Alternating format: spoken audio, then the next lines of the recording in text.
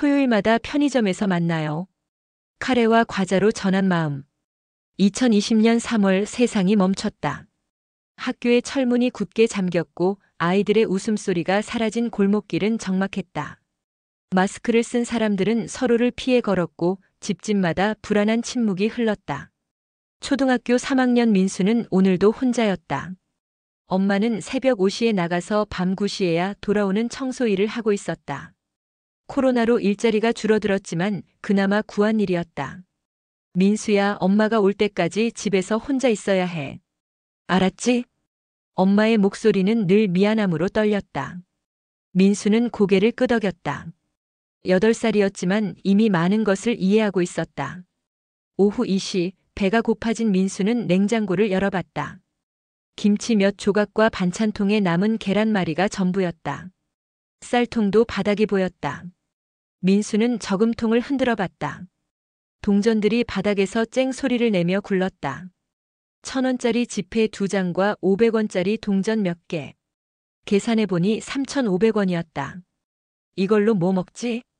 민수는 작은 지갑에 돈을 넣고 마스크를 쓴 뒤 집을 나섰다. 복도는 조용했고 아래층 할머니도 보이지 않았다.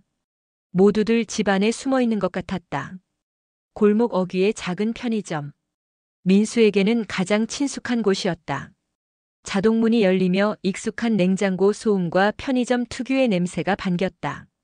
사장 아저씨는 마스크를 쓰고 카운터 뒤에서 졸고 있었다. 민수는 발소리를 내지 않으려 조심스럽게 걸었다. 컵밥 코너 앞에서 민수는 한참을 고민했다. 김치볶음밥 1,800원, 불고기덮밥 2,200원, 새우볶음밥 2,000원. 하나하나 값을 계산해봤다. 김치볶음밥이면 참치캔까지 살 수 있어. 참치캔 코너로 가서 가장 작은 캔을 골랐다. 900원짜리였다. 김치볶음밥과 참치캔 총 2,700원. 800원이 남았다. 민수는 과자 코너를 기웃거렸다. 500원짜리 작은 과자를 하나 더 집었다. 이제 300원이 남았다. 계산대로 가는 길에 민수는 우유를 보았다. 흰 우유 한 팩이 1,200원이었다. 민수는 한참을 바라보다가 고개를 저었다. 돈이 부족했다. 아저씨, 계산해 주세요. 계산대 앞에서 민수는 지갑을 꺼냈다. 1,000원짜리 2장을 내밀었지만 화면에는 3,200원이 떴다. 과자값을 계산에 넣는 걸 깜빡했던 것이다. 500원이 모자라네? 사장 아저씨의 목소리에 민수의 얼굴이 빨개졌다. 뒤에 줄 서 있던 사람들의 시선이 느껴졌다. 민수는 과자를 다시 내려놓으려 했다. 잠깐만요. 뒤에서 차분한 목소리가 들렸다. 민수가 돌아보니 고등학생으로 보이는 언니가 서 있었다. 깔끔한 교복에 긴 머리를 뒤로 묶은 모습이었다. 언니는 민수의 물건들을 보더니 자연스럽게 말했다. 아저씨, 얘 거랑 같이 계산해 주세요. 언니는 자신이 고른 물건들을 계산대에 올렸다. 즉석 카레 2개, 우유 한 팩, 초콜릿 과자, 그리고 바나나 우유까지. 괜찮다, 언니가 계산할게. 민수는 당황해서 고개를 저었다. 아니에요, 괜찮아요. 과자는 안 사도 돼요. 과자도 먹어야지. 얼마나 배고팠으면 이런 거만 골랐어? 언니의 목소리는 나무라는 게 아니라 걱정하는 톤이었다. 언니는 계산을 마치고 민수에게 봉지를 건넸다. 이거 다 먹어. 특히 우유는 꼭 마시고. 민수는 작은 목소리로 대답했다. 감사합니다. 괜찮아. 그런데 혹시 집에 어른 안 계셔? 민수는 고개를 저었다. 엄마는 일하러 가셨어요. 언니는 잠시 생각하더니 말했다. 다음 토요일에도 여기 와. 이 시쯤. 먹고 싶은 거 종이에 적어서 가져와. 알았지? 민수는 고개를 끄덕였다. 언니는 미소를 지으며 편의점을 나갔다. 그 주 내내 민수는 언니 생각을 했다. 왜 자신을 도와준 건지, 다음 토요일에도 정말 올 건지. 혹시 장난이었던 건 아닐까? 금요일 밤 민수는 작은 공책에 적었다. 먹고 싶은 것. 햄버거 너무 비싸면 안 돼요. 바나나 우유. 새우깡. 컵라면. 그리고 맨 아래 작게 썼다. 언니 정말 고마워요. 꼭 갚을게요. 토요일 오후 2시. 민수는 30분 일찍 편의점에 도착했다. 같은 자리에 서서 기다렸다. 시계를 계속 보며 불안해했다. 25분이 되자 자동문이 열렸다. 언니가 들어왔다. 민수는 안도의 한숨을 쉬었다. 벌써 왔구나. 뭐 적어왔어? 민수는 조심스럽게 종이를 건넸다. 언니는 읽어보더니 웃었다. 햄버거는 여기서 파는 거? 아니면 햄버거 가게 거? 여기서 파는 거요. 비싸면 안 사도 돼요. 왜? 언니가 사주겠다고 했잖아. 언니는 민수와 함께 편의점을 돌았다. 햄버거, 바나나 우유, 새우깡, 컵라면을 골랐다. 그리고 추가로 삼각김밥 2개와 요구르트도 넣었다. 이거 집에 가져가서 나눠 먹어. 한 번에 다 먹으면 배 아파. 계산을 마치고 언니가 말했다. 다음 주에도 와. 같은 시간에. 언니는 왜 저한테 이렇게 잘해줘요? 언니는 잠시 망설이더니 대답했다. 언니도 예전에 혼자 있을 때가 많았거든. 그때 누군가 이렇게 해줬으면 좋았을 텐데. 하는 생각이 들어서. 그렇게 매주 토요일마다 만남이 이어졌다. 민수는 매번 작은 쪽지에 먹고 싶은 것을 적어왔고 언니는 그 목록을 보며 함께 장을 봤다.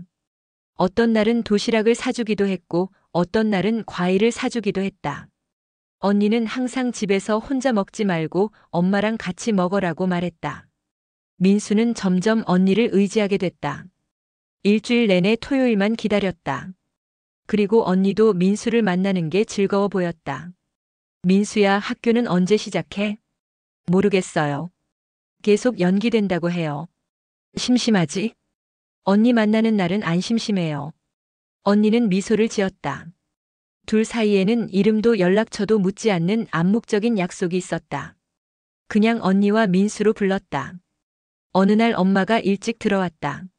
냉장고에서 평소보다 많은 음식을 발견했다. 민수야, 이거 어디서 났어? 민수는 망설였다. 언니와의 약속을 비밀로 하고 싶었다. 하지만 엄마의 걱정스러운 눈빛을 보니 말하지 않을 수 없었다. 민수는 조심스럽게 모든 이야기를 했다. 편의점에서 만난 언니, 매주 토요일의 약속, 그리고 받은 모든 음식들. 엄마의 눈에 눈물이 고였다. 엄마가 미안해. 민수 혼자 두고. 괜찮아요, 엄마. 언니가 잘해줘요. 엄마는 민수를 꼭 안았다. 그리고 그날 밤 오랫동안 잠들지 못했다. 다음 날 엄마는 지역 커뮤니티에 글을 올렸다. 우리 동네 천사를 찾습니다. 안녕하세요. 저는 초등학교 3학년 아이를 키우는 엄마입니다. 코로나로 인해 아이를 혼자 두고 일을 나가야 하는 상황이 되었는데 매주 토요일마다 우리 아이에게 따뜻한 손길을 내밀어 주시는 분이 계세요. 골목 편의점에서 우리 아이가 돈이 부족해 망설이고 있을 때 대신 계산해 주시고 음식을 사주신다고 합니다. 벌써 2달째 계속되고 있어요. 아이는 그분을 언니라고 부르며 일주일 내내 기다린다고 해요. 저는 그분이 누구신지도 모르고 연락처도 몰라서 이렇게 글을 올립니다. 월급이 들어오면 꼭 갚고 싶어요. 정말 감사하다는 말씀을 드리고 싶어요. 혹시 이 글을 보시거나 아시는 분 계시면 연락 부탁드립니다. 글은 순식간에 퍼졌다. 댓글이 줄을 이었다. 요즘 이런 천사가 어디 있어요, 유유. 우리 동네에도 이런 분이 계셨으면 좋겠네요. 아이고, 마음이 아프면서도 따뜻해요. 코로나 시대에 정말 필요한 이야기네요. 글이 올라간 지 사흘 후 하나의 댓글이 달렸다. 민수 맞나요? 토요일마다 편의점에서 만나는. 혹시 제가 찾으시는 그 사람일 수도 있을 것 같아요. 너무 예쁜 아가가 눈치를 많이 봤어요. 쉽게 먹을 수 있는 것만 골라서. 저도 혼자 있는 시간이 많아서 마음이 아팠거든요. 제가 더 고마워요. 갚으실 필요 없어요. 민수가 건강하게 잘 지내는 게 제일 좋겠어요. 엄마는 그 댓글을 보고 펑펑 울었다. 바로 답글을 달았다. 정말 감사합니다. 어떻게 감사를 표현해야 할지 모르겠어요. 민수는 언니 만나는 날만 기다리고 있어요. 혹시 연락처를 알려주실 수 있나요? 꼭 한번 인사드리고 싶어요. 하지만 답은 오지 않았다. 이야기가 알려지자 지역 언론에서 연락이 왔다. 감동적인 이야기로 기사를 쓰고 싶다는 것이었다. 민순의 엄마는 승낙했지만 정작 중요한 사람은 연락이 되지 않았다. 기자가 편의점을 찾아가 사장에게 물어봤지만 사장도 그 학생이 누군지 정확히 알지 못했다. 그냥 가끔 오는 학생이에요. 이름도 몰라요. 토요일이 되어 기자가 편의점에서 기다렸다. 이 시가 되자 민수가 왔고 곧이어 언니도 나타났다. 안녕하세요. 혹시 민수를 도와주고 계신 분이세요? 언니는 당황한 기색을 보였다. 아, 네. 그런데 저희가 기사를 쓰려고 하는데 인터뷰 좀 부탁드릴 수 있을까요? 언니는 단호하게 고개를 저었다. 죄송해요. 인터뷰는 어려울 것 같아요. 정말 좋은 이야기인데 많은 사람들이 감동받을 것 같은데요. 정말 괜찮습니다. 그냥 민수가 잘 지내면 돼요. 언니는 민수에게 음식을 사준 뒤 서둘러 편의점을 나갔다. 그 다음 주 토요일 민수는 평소처럼 편의점에 갔다. 하지만 언니는 오지 않았다. 1시간을 기다려도 2시간을 기다려도 나타나지 않았다. 사장 아저씨가 말했다. 민수야, 이거 누가 넣어주라고 맡기고 갔단다. 작은 봉투였다. 안에는 카레 2개, 우유, 과자, 그리고 쪽지가 들어있었다. 민수에게 언니가 이사를 가게 됐어. 더 이상 토요일에 만날 수 없을 것 같아. 하지만 민수를 잊지 않을 거야. 혼자 있어도 너무 외로워하지 말고 엄마가 오시면 같이 밥 먹고 학교가 시작되면 친구들과 열심히 놀아. 항상 배불리 먹고 자신 있게 살길 바란다. 민수는 정말 착한 아이야. 언니가. 민수는 쪽지를 읽고 또 읽었다. 눈물이 흘렀지만 참았다. 집에 와서 엄마에게 쪽지를 보여줬다. 엄마도 울었다. 언니한테 못한 말이 있어요. 뭔데? 고맙다고. 그리고 언니도 건강하라고. 1년 후 민수는 학교에 다니게 됐다. 친구들도 사귀었고 엄마와 함께 보내는 시간도 늘어났다.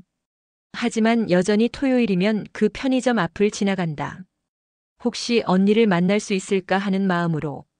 어느 날 편의점에서 돈이 부족해 망설이는 작은 아이를 봤다. 민수는 자신의 용돈을 꺼냈다. 괜찮아, 형이 계산할게. 그 아이의 고마워하는 눈빛을 보며 민수는 깨달았다. 언니가 자신에게 준 건 음식만이 아니었다는 걸. 따뜻함이었고 희망이었고 세상을 살아갈 이유였다는 걸. 그날 저녁 지역 커뮤니티에 누군가 이런 댓글을 남겼다. 편의점에서 아이 도와주는 초등학생 봤어요. 어른들보다 착하네요. 그래도 세상 살아볼 맛이 나는 것 같아. 민수는 그 댓글을 보며 미소 지었다.